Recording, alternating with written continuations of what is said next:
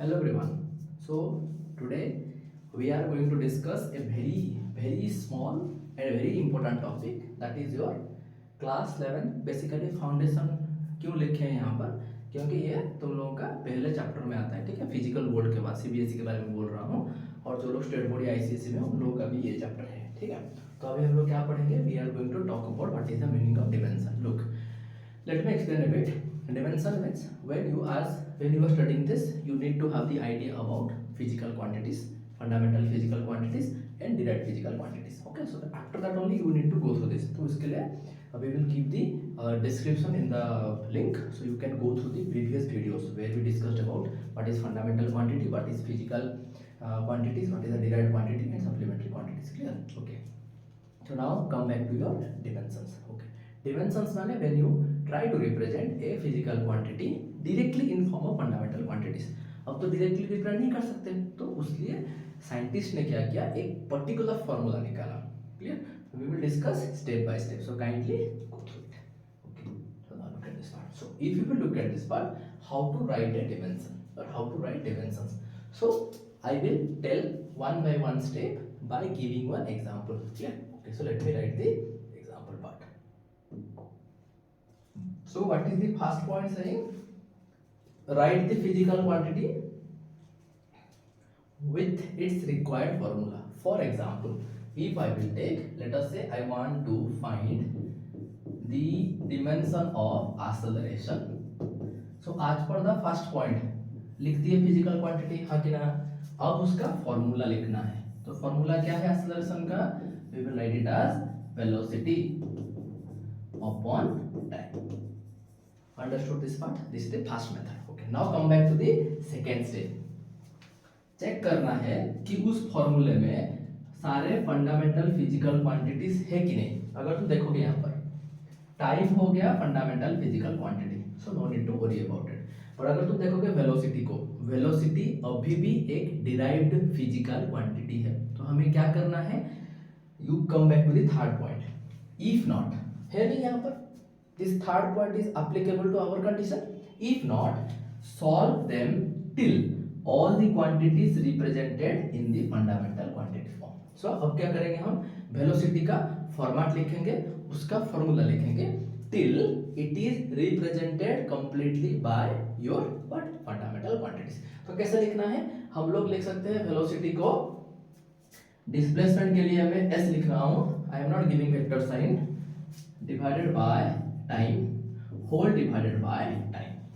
ये वेलोसिटी का हो गया डिस्प्लेसमेंट बाय टाइम, ये टाइम का हो गया सिंपली टाइम। तो ये पार्ट हम लोगों का हो गया कंप्लीट। अब तुम्हें थोड़ा इसको सजा के लिख देना है। कैसे लिखना है? Displacement divided by time square. Hope so कि इतना तक सब लोगों को समझ में आ गया होगा, ठीक है। तो अब when you study this things, अब क्वेश्चन आता है कि हम लोग इसको कितने इजी मेथड्स में पढ़ सके।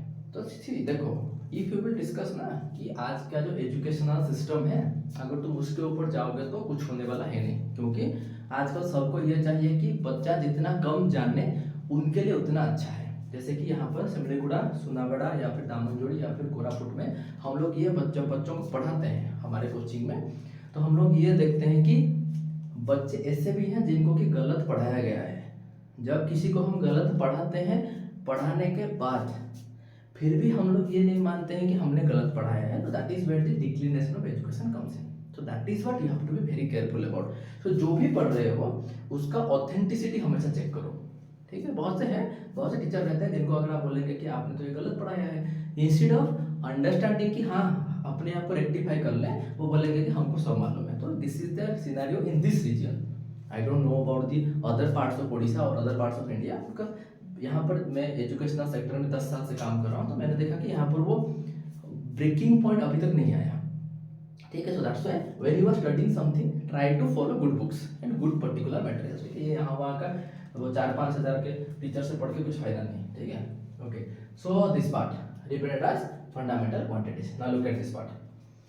अब हमें क्या मिला? ये मिल गया डिस्प्लेसमेंट। डिस्प्लेसमेंट माने विच कैटेगरी? Length category. हो गया फंडामेंटल, हाँ कि ना। अब टाइम तो ऑलरेडी फंडामेंटल था, अब उसका स्क्वायर हमें मिल गया।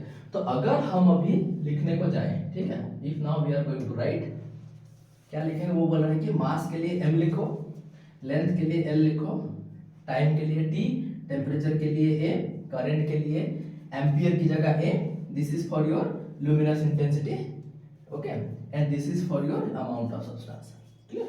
सो अब हम देखेंगे वहां पर है क्या। हम लोगों के केस में एक्सेलरेशन में ये हो गया लेंथ कैटेगरी, लेंथ के लिए क्या लिखेंगे, कैपिटल L, जहां पर इसे दिया है, ठीक है। अब टाइम के लिए क्या लिखेंगे, कैपिटल T, T में कितना पावर है 2। अब तुम अगर देखोगे ये जो नेक्स्ट पॉइंट है, are the powers of similar quantities, हमारे इस केस में जो भी दो क्वांटिटीज हैं दे आर नॉट सिमिलर। अगर यहाँ पर L इंटू एल होता तो वो L स्क्वायर होता, जैसे कि यहाँ पर तुम्हारा T हुआ, एक्चुअल में क्या हुआ T मल्टीप्लाई T, तो जब बेस सेम रहता है तो हम पावर को एड अप करते हैं, that's why we wrote T square, this condition satisfied with time here. So what you will get, T will go to numerator, ये हो गया power of L is positive 1, power of T is positive negative -2. So what we got, the dimension of acceleration उसको रखना है हमेशा square box के अंदर, ठीक है, स्क्वायर ब्रैकेट के अंदर। m है नहीं तो उसका फॉर्मेट है m0, l का पावर हो गया 1, t का पावर हो गया -2। इसे हम कैसे पढ़ते हैं, the dimensions of acceleration are 0, 1 and -2 in mass, length and time respectively. This is the format. जब हम लोग न्यूमेरिकल करते हैं हम डायरेक्टली बहुत कुछ कर लेते हैं, ठीक है। So this is the method of how to writing the dimension. So this you have to understand, and slowly we will make videos on this chapter also, how to solve many dimensions of many physical quantities, ठीक है। So till then take care, bye, thank you।